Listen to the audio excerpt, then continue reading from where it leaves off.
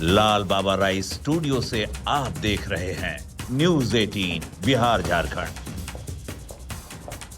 नमस्कार, बहुत स्वागत है आप सभी का। आप देख रहे हैं न्यूज 18 बिहार झारखंड। मैं हूं आपके साथ जया मिश्रा। बुलेटिन की शुरुआत बड़ी खबर के साथ करेंगे और सीधे आपको न्यूज रूम लिए चलेंगे, जहां पर मेरे सहयोगी संतोष मौजूद हैं, जो आपको बताएंगे बड़ी खबर। शुक्रिया जया। इस वक्त की बड़ी खबर मिल रही है, कांग्रेस में जो कलह थी वो अब खुलकर सामने आने लगी है। कलह की वजह सबको पता है, सीट और सीट के बाद जो टिकट कटे हैं उसको लेकर ये कलह मची हुई है। पूर्व विधायक ने अब बड़ा आरोप लगा दिया है। बंटी चौधरी पूर्व कांग्रेस विधायक हैं, जिन्होंने कांग्रेस पर गंभीर आरोप लगाया है। नाराज नेताओं ने अब मोर्चा खोल दिया है। प्रेस कॉन्फ्रेंस में कहा टिकट चोर पार्टी छोड़, और ये टिकट चोर पार्टी छोड़ कृष्णा अल्लावरू को कहा गया है और कृष्णा अल्लावरू पर टिकट बेचने का भी गंभीर आरोप लगा दिया गया है। तो बड़ी खबर इस समय आपकी टेलीविजन स्क्रीन पर है। सतह पर कांग्रेस की कलह खुलकर आ गई है। कांग्रेस के जो पूर्व विधायक हैं बंटी चौधरी, उन्होंने अपनी नाराजगी दर्ज कराई है और नाराज नेताओं ने ये जो मोर्चा खोला है उसमें कहा है कि टिकट चोर पार्टी छोड़। क्या कुछ कहा है, सीधे सुन बातें। पहले जब टिकट मिलता था तो सूची जारी होती थी, आप ध्यान देते होंगे, हम लोग भी प्रेस लाइन से आए हैं। अभी क्या किया है, पहले सिंबल दे रहा है और सूची बाद में आ रही है। कहीं न कहीं दिल्ली के सिंडिकेट युवातंत्र के जितने नेता हैं, राहुल गांधी के कहे हुए वचनों को श्रीमती सोनिया गांधी के आदेश का अवहेलना किया गया है। उन्होंने सारे सिटिंग विधायक लड़ेंगे, फिर किन परिस्थितियों में सिटिंग विधायक को टिकट काटा जा रहा है, ये जांच की विषय है। और ये हमारी मांग है कि आलाकमान राहुल गांधी जी इस पर ध्यान दें। जो आपका जो दूत बन के आते हैं, बिहार में 600 रुपया घपला कर दिए, बार रूम खोल करके पूरे कांग्रेसी को ध्वस्त करने का काम किए, बार रूम के माध्यम से जितना योजना चलाया गया उसमें लूट खसोट किया गया। और तो है, आईपी गुप्ता हमारे यहाँ कांग्रेस में थे, अल्लावरू जी राहुल गांधी से मिलवाए, अब 5 दिन बाद उसको पार्टी से हटवा करके उससे पार्टी बनवाए और कांग्रेस का 2 सीट उनको गठबंधन के नाम पर दे दिया गया। ये कहाँ के इंसाफ है? जमालपुर से उसको चुनाव लड़वा रहे हैं, वहाँ को हमारे सिटिंग विधायक अजय सिंह को टिकट काटा गया। इतना बड़ा खिलवाड़ हो रहा है और राहुल गांधी तक खबर नहीं जा रहा है। उनके बीच के जो आदमी है वो गड़बड़ कर रहे हैं। हम चाहते हैं कि प्रेस संवाददाता के माध्यम से आपका आवाज़ दिल्ली दरबार तक पहुँचे और अल्लावरू पर जांच की एजेंसी बैठाया जाए और जो गलत लोग टिकट दिया गया उसकी भी कार्रवाई हो। हमारे यादव समाज से एकमात्र कांग्रेस पार्टी में विधायक बने थे। यादवों को कांग्रेस पार्टी आगे बढ़ाने का काम करना चाहिए, ये नहीं कि उसको कदर करना चाहिए। जो हारा हुआ कैंडिडेट था उसको बढ़ावा देकर के टिकट देकर कांग्रेस पार्टी को नुकसान पहुंचाया गया। और वहीं शरद यादव के बेटे शांतनु को आरजेडी से टिकट नहीं मिला, जिस पर शांतनु ने तेजस्वी यादव पर सोशल मीडिया पर नाराजगी जताई है। एक्स पर पोस्ट कर लिखा, राजनीति में हम झाल बजाने नहीं आए, मुझे भी अपने पिता का नाम और उनकी विरासत को आगे बढ़ाना है।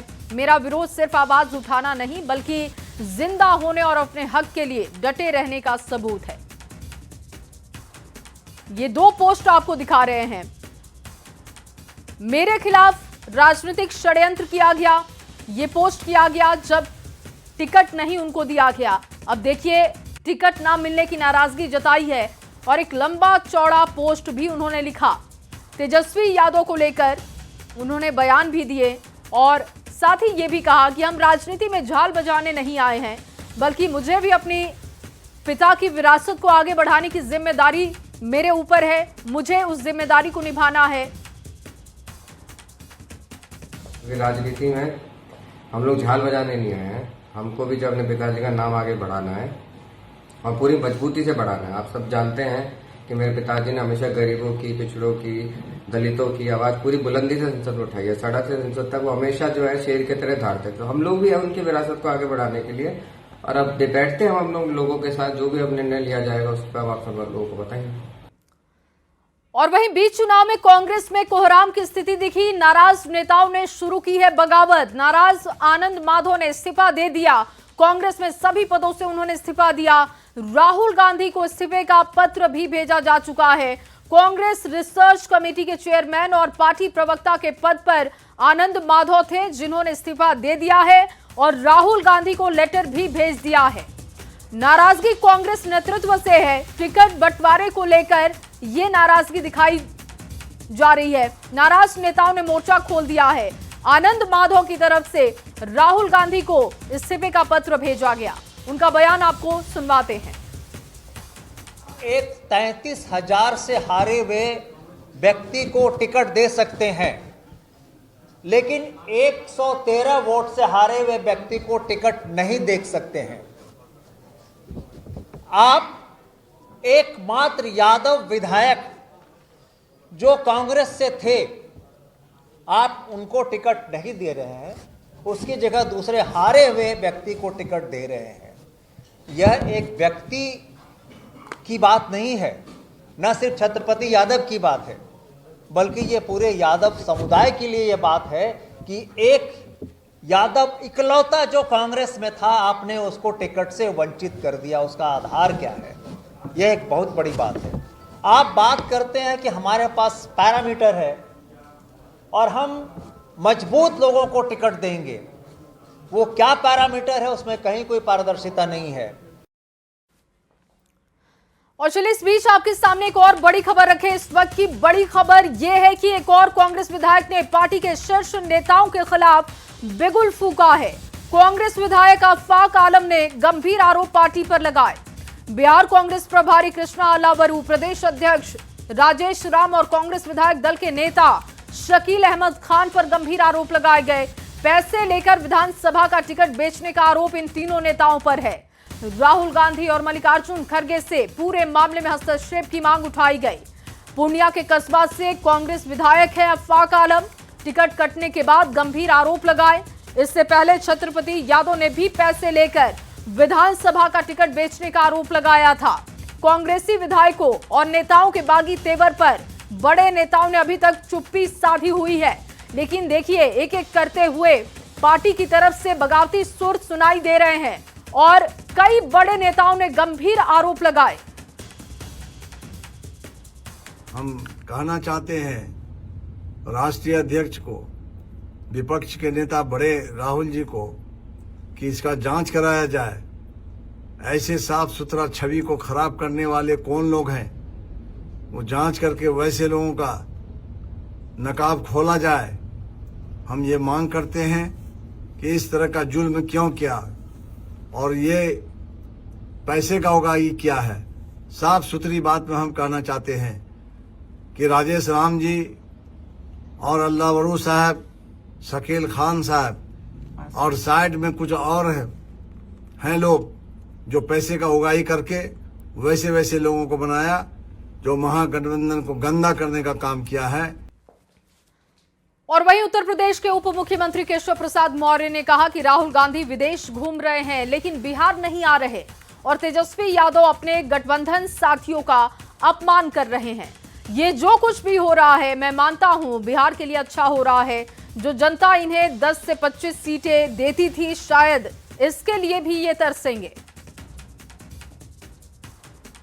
एनडीए जीत रहा है, बहुत बड़े बहुमत से जीत रहा है। फिर एक बार एनडीए सरकार बनने जा रही है।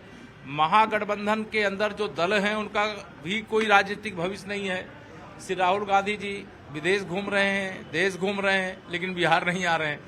श्री तेजस्वी यादव जी जो अपने गठबंधन के साथी हैं उनका अपमान कर रहे हैं।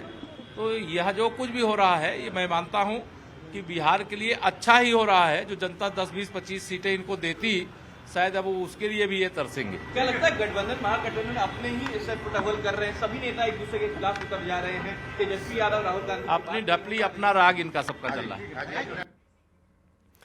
और वहीं जेडीयू सांसद संजय झा ने एक बार फिर से जंगल राज और पलायन के लिए आरजेडी को जिम्मेदार बताते हुए कहा कि आरजेडी कल भी अपराधियों को संरक्षित करती थी और आज भी कर रही है, जिन्होंने देश दुनिया में बिहार को बदनाम किया। और आप सब देखे हैं 6 फेज में चुनाव हो रहा है, 2 महीना चुनाव हो रहा है। कितना खर्चा होता था, लोग लगे रहते थे। अब तो यहाँ का नक्सलवाद भी खत्म है और कानून व्यवस्था इतनी दुरुस्त है कि हमारी पार्टी तो 1 फेज का डिमांड किया था। स्कूल से बच्चों को पैसा के लिए किडनैप किया जाता था, सैकड़ों केस मिलेंगे। डॉक्टर किडनैप होते थे, उद्योगपति किडनैप, सब पैसा के लिए। थोड़े उनका कल्चर बदला है। आज भी वो अगर गलती से मौका मिल गया तो उन्हीं लोगों के साथ वो है जो बिहार में 15 साल बिहार को देश दुनिया में बदनाम किया। और वहीं बिहार में चुनावी माहौल के बीच राज्यसभा के उपसभापति हरिवंश नारायण सिंह ने एक इंटरव्यू दिया और एक इंटरव्यू में उन्होंने ये बात कही। हरिवंश नारायण सिंह ने बिहार को लेकर बड़ी बातें कही हैं। उन्होंने कहा कि जब बिहार झारखंड से अलग हुआ तो झारखंड में नारे लगाए गए। बिहार के पास क्या बचा? आलू, बालू और लालू। आलू का मतलब था कि वहां ज्यादा कृषि उत्पादन नहीं था और बालू का मतलब था कि उसके पास खनिज जैसे कोई आर्थिक संसाधन नहीं थे और लालू कुशासन के प्रतीक थे। उत्तर बिहार और दक्षिण बिहार को जोड़ने वाला एक पुल हुआ करता था। यहां पर पटना और उत्तर बिहार को जोड़ने के लिए 1981 में पुल बना था। दूसरा पुल 1967 में गठबंधन सरकार ने शुरू किया था। एक चीज आप स्वीकार करेंगे, बिहार सबसे पॉपुलस स्टेट।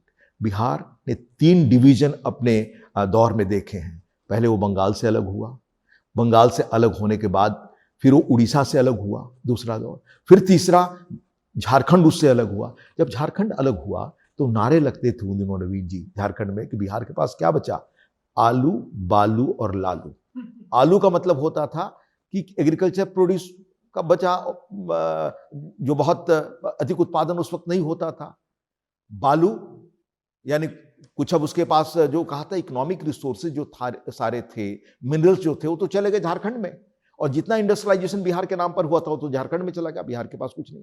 और लालू जी प्रतीक थे कुशासन के, यानी एब्डक्शन, अपहरण से लेकर के और जितने लॉलेसनेस थी और आर्थिक विकास के पैमाने पर देखिएगा सबसे नीचे बने रहने को बिहार अभिशप्त था। तो ये प्रतीक था। वहां से 2005 से शुरू करके 20 वर्षों में नीतीश कुमार ने आपके बिहार के इकोनॉमिक ग्रोथ को देश के इकोनॉमिक ग्रोथ से भी उन्होंने आगे पहुंचाया। एवरेज क्या हाल था 2000 का? 2000 के फिगर्स बता रहे हैं कि 90 तक देश के जीडीपी में बिहार का योगदान लगभग 4% के आसपास कुछ था, घटकर वो 2-2.5% के आसपास रह गया। ये स्थिति बन गई कि अगर 90 या 2005-2000 के दशक में 100 रुपये कोई अगर देश में प्रति व्यक्ति कमाता था तो बिहार में 25 रुपये उसकी आमद होती थी, यानी 1/4 रह गया था। ये बिहार की स्थिति थी। वहां से बिहार को यहां तक खड़ा करना, ये श्रेय तो नीतीश कुमार को है।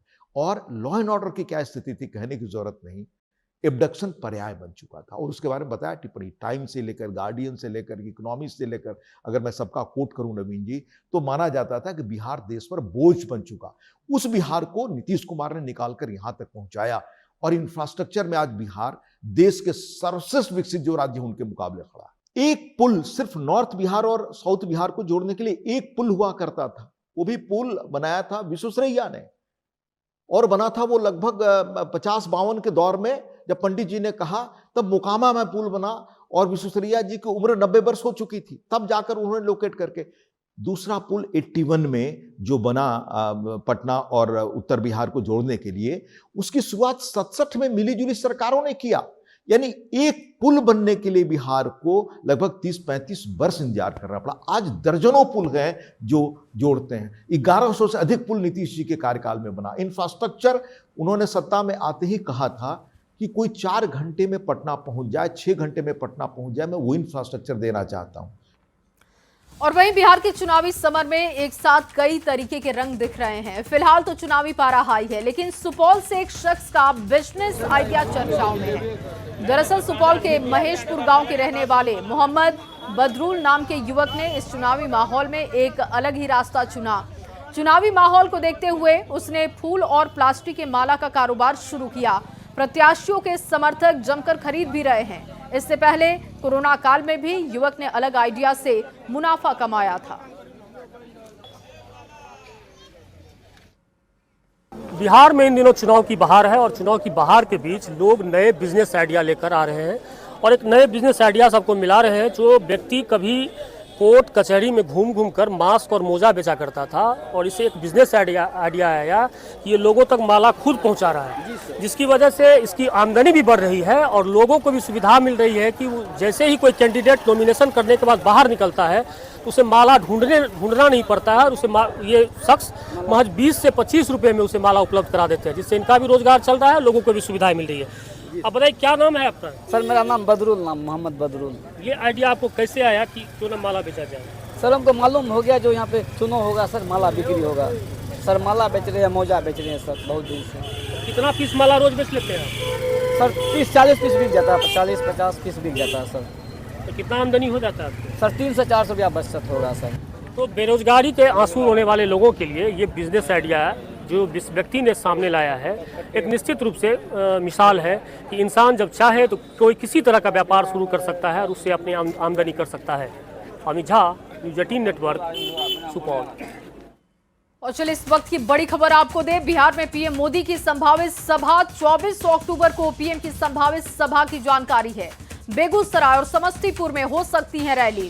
पीएम कर सकते हैं चुनावी सभाओं को संबोधित। इस वक्त की बड़ी खबर आपको दे रहे हैं। प्रधानमंत्री नरेंद्र मोदी की सभा को लेकर प्लान तैयार कर लिया गया है। कर्पूरी ठाकुर को श्रद्धांजलि देकर पीएम मोदी चुनाव प्रचार की शुरुआत कर सकते हैं। 24 अक्टूबर से रैलियों की शुरुआत हो सकती है। 24 अक्टूबर को पीएम की संभावित सभा बताई जा रही है। बेगूसराय और समस्तीपुर में प्रधानमंत्री रैली कर सकते हैं। चुनावी सभाओं को प्रधानमंत्री संबोधित कर सकते हैं। शैलेंद्र ज्यादा जानकारी के साथ जुड़ चुके हैं। शैलेंद्र, प्रधानमंत्री का आगमन सभाओं के लिए हो सकता है, चुनावी प्रचार करेंगे, किस तरीके का कार्यक्रम रहेगा, क्या प्लान बताया जा रहा है? बिल्कुल, देखिए जो अभी जानकारी मिल रही है 24 अक्टूबर को प्रधानमंत्री नरेंद्र मोदी बेगूसराय और समस्तीपुर में चुनावी सभा को संबोधित कर सकते हैं।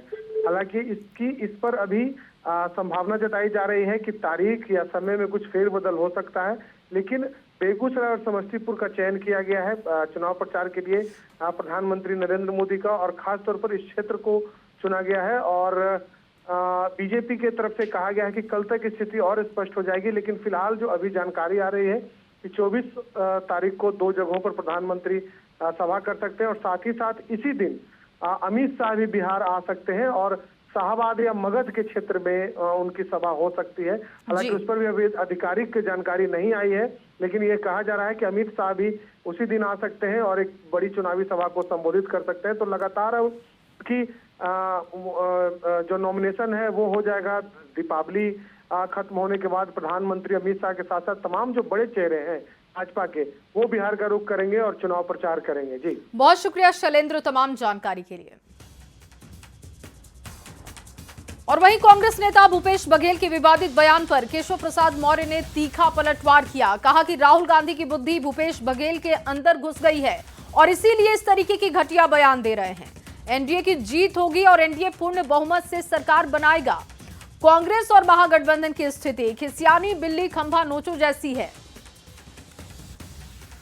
सबका विश्वास, जो सबका साथ, सबका विकास, सबका विश्वास करता है, किसी योजना में कोई भेदभाव नहीं करता है, उसके ऊपर आरोप लगाना, मुझे लगता है श्री राहुल गांधी जी की बुद्धि श्री भूपेश बघेल जी के अंदर भी घुस गई है। मुसलमानों को वोट, ये घटिया बयान है। इस प्रकार के बयानों की मैं आलोचना करता हूं। और बिहार में क्योंकि खिसियानी बिल्ली खंभा नोची, कांग्रेस, राष्ट्रीय जनता दल और इनका महागठबंधन चुनाव में चारों खाने चित हो चुका है एडवांस में ही। अब केवल मतदान बाकी है, मतगणना बाकी है, सरकार का शपथ लेना बाकी है। और वहीं पटना पहुंचे सांसद रवि किशन ने सभी को धनतेरस की शुभकामनाएं दी हैं। उन्होंने कहा कि बिहार में मोदी और नीतीश को दिल से स्वीकार किया गया है और इस बार एनडीए ऐतिहासिक जीत की ओर बढ़ रहा है। उन्होंने कहा कि जो सीटें पहले नहीं जीते थे वहां पर भी जोरदार मेहनत हो रही है। 14 नवंबर के बाद बड़े पैकेजों से बिहार में रोजगार, उद्योग और विकास की रफ्तार 4 गुना बढ़ेगी।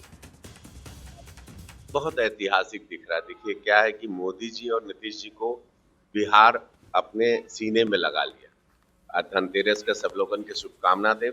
जो हम अभी प्रचार करके पूजा में जा रहे हैं अपने घर, फिर लौटेंगे, लेकिन ऐतिहासिक जीत होगी। जो मेरा आकलन है, जो हम इतने सालों से और जो बिहार के हम जानता नहीं इतना साल से, ये बहुत बड़ी जीत की ओर एनडीए जा रही है और ये सरप्राइज करेगा। इस बार का जो मेन फोकस टारगेट है कि जहां हम लोग कई सालों से नहीं जीते हैं बिहार में, उस टाइम पर भाजपा, एनडीए, नीतीश बाबू और मोदी जी का हम लोगों का प्रयास है उस गढ़ पे हम लोग ज्यादा फोकस करें। और चलिए आगे बढ़ते हुए आपके सामने बड़ी खबर रखे। हाजीपुर से ये बड़ी खबर, चर्चित बबलू श्रीवास्तव हत्याकांड, मुन्ना शुक्ला और सूरज भान बरी किए गए। जिला सत्र कोर्ट ने दोष मुक्त कर दिया है। चुनाव से पहले दोनों को बड़ी राहत मिल चुकी है। 1997 में बबलू श्रीवास्तव की हत्या हुई थी। मुजफ्फरपुर जाते वक्त फायरिंग की गई थी। सराय के पटेढ़ा गांव के पास हत्या कर दी गई थी। मंडल कारा से ले जाया जा रहा था मुजफ्फरपुर और उसी वक्त घटना को अंजाम दिया गया था। लेकिन इस मामले में देखिए बड़ी राहत मिली है। मुन्ना शुक्ला और सूरजभान को बरी किया जा चुका है कोर्ट की तरफ से। जिला सत्र ने दोष मुक्त कर दिया है। चुनाव से पहले दोनों के लिए बड़ी राहत के तौर पर इसे देखा जा रहा है। और आपको बता दें कि ये पूरा मामला 1997 का है। 1997 में बबलू श्रीवास्तव की हत्या की गई थी। मुजफ्फरपुर जाते वक्त फायरिंग की गई। और अगली खबर भागलपुर से, जहां भागलपुर के गोपालपुर से जेडीयू के 4 बार के विधायक रहे गोपाल मंडल ने निर्दलीय पर्चा भर दिया है। और इस बार पार्टी ने यहां से पूर्व सांसद बुलो मंडल को उम्मीदवार बनाया, जिसके बाद गोपाल मंडल निर्दलीय चुनाव लड़ने का फैसला ले चुके थे। नामांकन का पर्चा दाखिल करने के बाद चुनावी जनसभा को संबोधित करते हुए गोपाल मंडल मंच से संबोधन के दौरान फफक कर रोने लगे। उन्होंने कहा कि सीएम नीतीश कुमार को बहकाकर मेरा टिकट कटवाया गया। इसके बाद गोपाल मंडल ने रोते रोते नारे लगवाए, प्रेम से बोलो नीतीश कुमार की जय। उन्होंने कहा कि मैं नीतीश कुमार को छोड़कर कहीं नहीं जाऊंगा। हमें यह दिखाना है कि असली जननेता कौन है।